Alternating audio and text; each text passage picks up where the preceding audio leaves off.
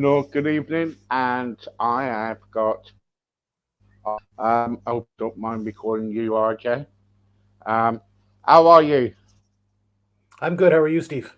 How are you? Yeah, fine, thank you. Yeah, I think we got a delay on here tonight.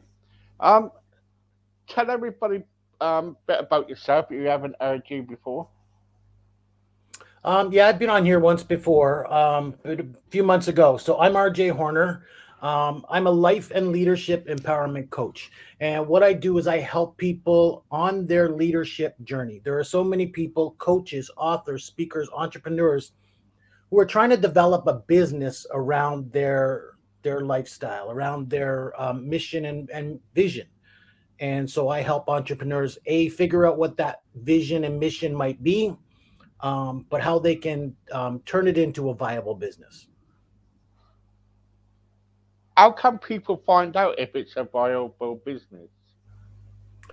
Um, you know what? Let's face it. Most ideas that we have out there are valid. So you might want to reach out to somebody, in your community and see if it's a product, a service, an idea that is going to be of value to them. Chances are, if it's going to be of value to one, it'll be of value to thousands. And what kind of people? Sorry about all the questions again, but what kind of people come to you? Again, the coaches, authors, speakers, entrepreneurs. Again, people who are new to the business. They don't know how to get started. They don't know what the next steps are. They just have an idea or a concept. They know they want to build a business. Usually, it's the online thought leaders. They want to build a business around their values, their mission. They want to be of service. They just don't know how to do that. They don't know what their next steps are. Right. Okay. So they come to you. You kind of like give them, you kind of like find out what they need and what they want to do. Then do you set a plan out for them? Yeah, that's something we work on together. We get to know what their product is. Again, each of those aspects, the coaches, the authors, they have a different mission. They have each of them something they want to work on individually. So yes, we get to know what it is that they offer the consumer, and then we work together. I have what I call my 5P program, and what it is five steps, and I'll tell them here to people out there, and they can use them if they want. But yeah, I'm a coach that helps walk them through these stages. So the five stages are um, prepare, position, practice, package, and promote. So we get to find out what it is that they offer, do some work to put that all together, package it into a program. Of course, we put out some practice so they get good at offering it, and then we go out and then promote them to the consumer. Brilliant. Very good. Um, what makes what makes a good coach? What makes somebody like yourself a good coach to kind of like coach other people? First of all, it starts with the desire. We all have to have a desire to help, right? We want to change the world. That's an entrepreneur's mission, is to change something for people out there. So the desire certainly helps. That's the starting point. But then consideration and care for those people who we're working with. We want to go out there and serve people. And if we have no consideration or care for them, we're not going to be of service to them. We're going to, you know, teach them something that really may not have an interest to them. We're going to teach them what we think of as is of value, but may not necessarily be of value to them. Okay. And how long does it how long does it take from kind of like sorting somebody out a program to the end, or is it ongoing? Um, Again, my program is a 6 month program, and I believe we can get you there in the 6 months, not a problem. Sometimes it can be faster, right? Sometimes people can set it up in a month if they have the time available, they have the financial resources in line, and they have a clientele base already. They can set it up in as little as a few months. But honestly, it could take up to a year. But with my program, I I'm pretty sure we can get you there in 6 months. Brilliant. Well done. Um, what specific areas do you focus on? Again, it's the thought leaders, right? I'm marketing to the coaches, the authors, the speakers, the entrepreneurs, the people who want to build a business around their values. So, um, thought leaders, those people who want to make a difference, usually in the online world, people like yourself, people who are doing something of value to the consumer, to the clients out there. Okay, okay. I might take you up the offer. Um, is there any area that you don't focus on? Um, you know, Not really, because again, it depends on the individual you're working with. I'm not here for your marriage counseling or your relationships, or that's, somebody else's area of expertise. But again, if you're trying to set up your thought leader journey, right? You want to be an expert or an authority. That's what I'm here to help, right? I don't touch your finances and things like that. So, yeah, there are a couple areas, relationships, finances, where we don't get involved. Okay. And how long have you been coaching? Coaching really has been only about the last year. I myself have been working on building my own business around this, and it has been several years that um, I've been working on this, but I've been working on it on my own for that period of time.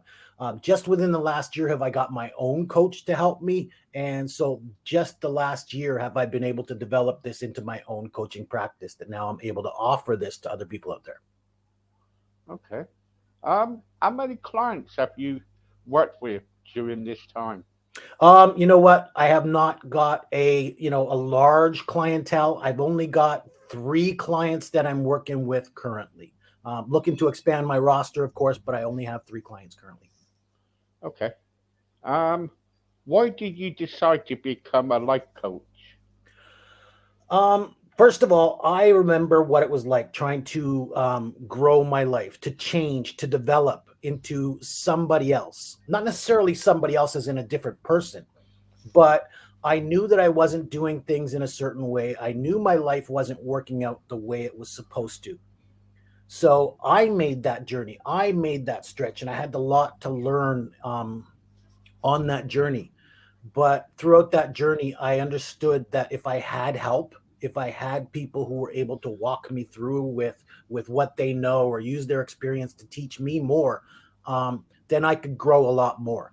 And as such, when you're on this journey, at a certain point, you can't help but want to give back. You can't help but want to teach others what you've learned on this journey. And there's where it comes from, the desire to be a coach and help others. Good answer. What do you love about coaching the most? Really, that it is a way for people to grow exponentially. You can go out there and do it yourself. I'm a product of that, right? But I spent about 7 or 8 years trying to figure it out for myself. Now there's been an exponential growth in that period of time, but the minute I had a coach, the minute I started learning from a coach, um, I understood the need to have a coach because they changed my thought process. They changed my ability to deliver, and they put me in a position that I now have something of value to offer. Whereas, when you do it on your own, yeah, you can get through it. Yeah, you can figure things out, and you could probably put that business together. Um, but chances are there'll be aspects missing. There'll be things you don't know because you haven't been able to learn them on the journey. Okay, great. What is the biggest challenge you've out won? Oh, sorry, said it again. What is the biggest challenge you've out one of your clients through? Um, a lot of people don't know the medium of getting their message across. They don't know how to reach their clientele. They have the vision, they have a message, but they don't know how to reach them. So I've been able to connect them with certain people within the industry. You know what? Podcasting is the biggest medium out there to get your voice heard on several channels, or to Yeah, thousands of people around the world. So by connecting them with the right people, we've been able to jumpstart their business. yeah, brilliant, brilliant. What is the busy, sorry, what is the biggest obstacle you have overcome in your own life? That would have to be the day, what I call my no mas day. No, namaste, as the day, it's about peace, and it's about um, mindfulness. But um, I call my no mas day the day I said no more. In other words, I was living a struggling life. I was angry and frustrated and peeved off at the world, blamed the world for my problems. That's the state I was in. And after one more fight with my wife, a verbal argument, um, I gave up. I said, I'm not going to fight anymore. I'm not going to argue. I'm not going to be ignorant or angry. I just stopped fighting. And because of that, we had that next argument. And I said, no more. I'm not going to do this way. So the next day, I immediately sought a counselor, started talking to somebody, and that changed my life forever, because now not only am I no longer an angry man, um, but I'm in a position where I've grown so much that I'm able to help people out of their darkness and through their journey. Great, brilliant. What frustrates you the most about your clients? Um, I don't know that there's a lot of frustration, because by the time they come to me as clients, they're willing to make the decisions. They're willing to take the steps necessary. Sometimes they don't, right? Sometimes you have to hold them accountable and maybe ask them once or twice, have you done this or are you doing that, before they take the step. So it's not so much a frustration or upset with them, because again, it's their journey. If they don't take the steps, it's on them, but I'm here to walk them along and hold them accountable and keep them moving forward. So it's really just a matter of being diligent and being active with them so that they can get active. Yeah. Um, what type of clients do you most like to work with?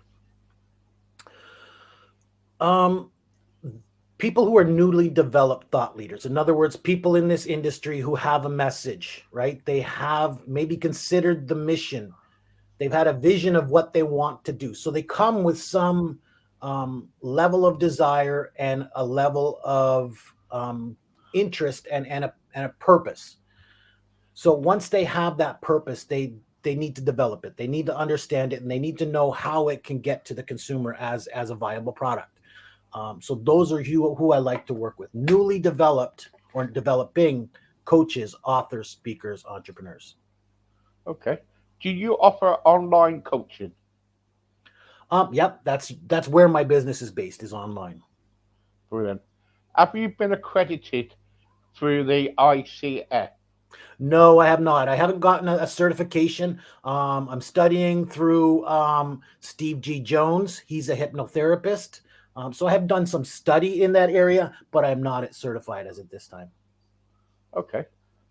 Where did you get your training? Again, like I said, through Steve G. Jones, I've done, I haven't been certified, but I mean, I've followed some of the masters of the game: Bob Proctor, Mary Morrissey, or Tony Robbins. So I've learned a lot in the industry. Um, Yeah, yeah. just from taking in the content, absorbing it, but not only just absorbing it for the information, but absorbing it for how to apply it to my life, and how to apply it as a coach or mentor. Okay, okay. Great, great. What are your favorite free self-help books? That's a good question. Well, there's always the 7 habits for highly effective people. In fact, I believe heavily in Franklin Covey. In fact, I'm looking at um, a worksheet, so to speak, that stares at me in my face from Franklin Covey, called The Speed of Trust. So they are probably one of my favorite platforms to go to. There's also Nightingale Conant is an online platform for you to go and buy audio books and things like that. There's another platform. So going out there and getting online downloadable content. Frankly Covey is one, and then Nightingale Conant is another. Brilliant. Okay, thank you. Good. Sorry about the odd questions, but they're all written down in front of me here. Um, what do you expect to transpire from from each coaching session you do? Well, again, there should be some growth. When we begin each session, there is a plan for the session, right? It's not just, so what are we talking about today? There is a plan with each conversation we have. So we talk through it. We do, a little bit of an educational session. How do we apply it to their lives? And then what is the next step? So we do leave people with an action plan at the end of each session. Okay.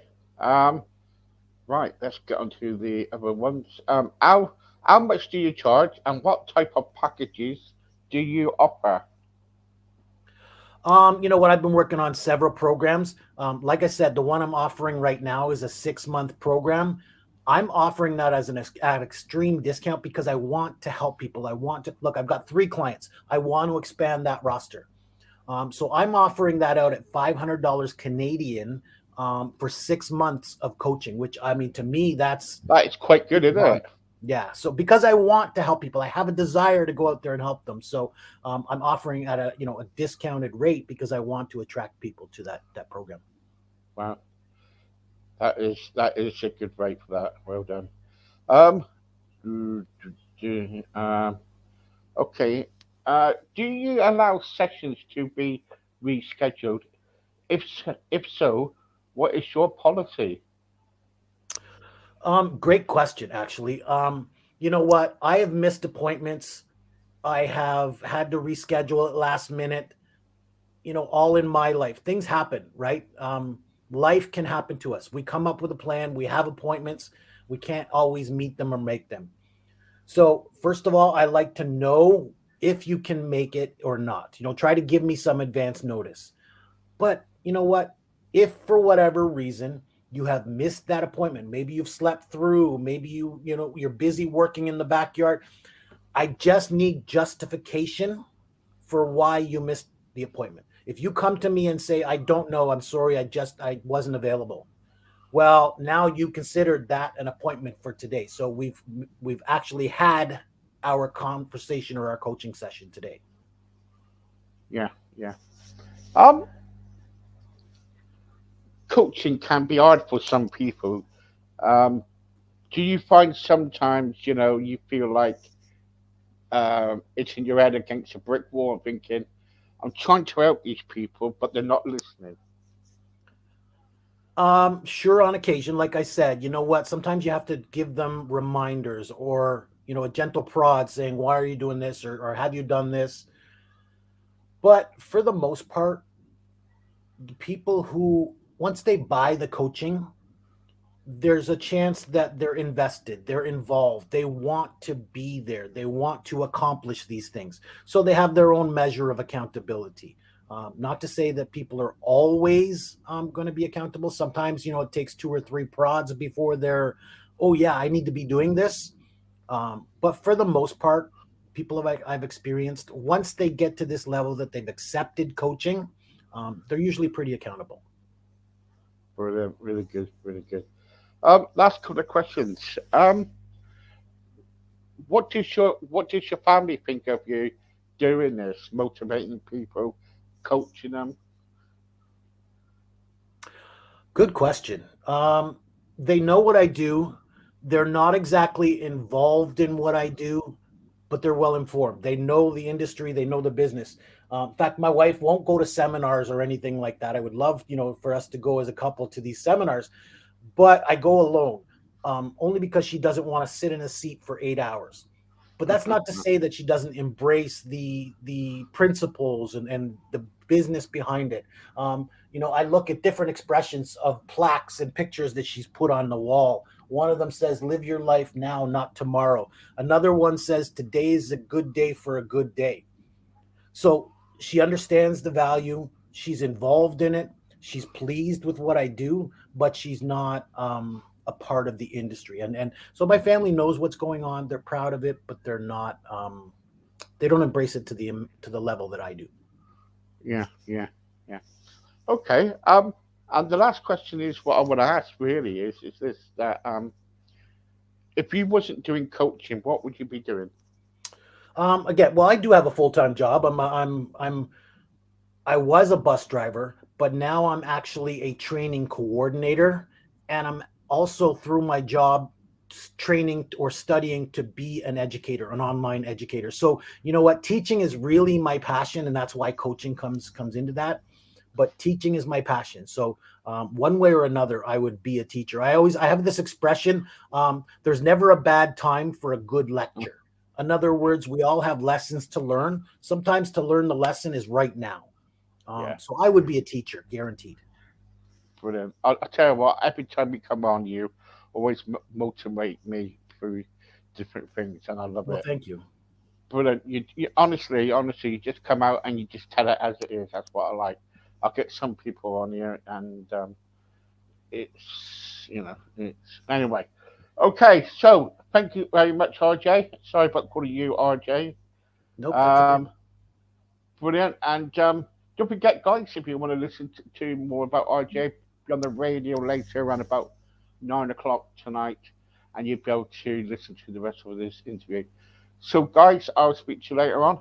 Thank you, and God bless for now. God bless you all. Thank you. Thanks, RJ. Brilliant. Brilliant. Have a great day.